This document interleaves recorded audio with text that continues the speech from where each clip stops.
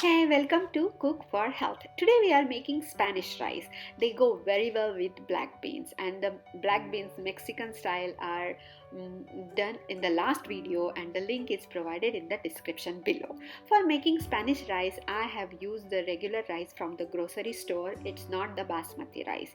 So let's start by heating olive oil in a pan, and now we are going to add diced onions to this heated oil and saute them. Add minced garlic and saute this whole thing for around 5 minutes till the onions get nice and caramelized.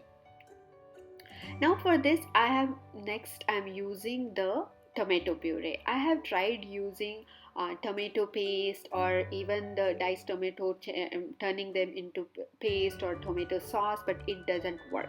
So please make sure you have proper tomato puree handy. Now we will just put the rice. I have washed the rice, and we will put the rice and let it dry till all the water gets evaporated. So make sure you saute it.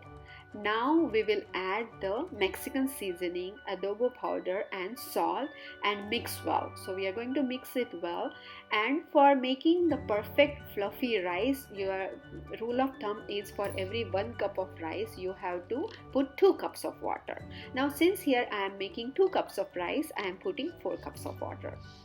So now we will just mix everything, and maybe we'll have to add a little salt, or I'll just have to see whether it.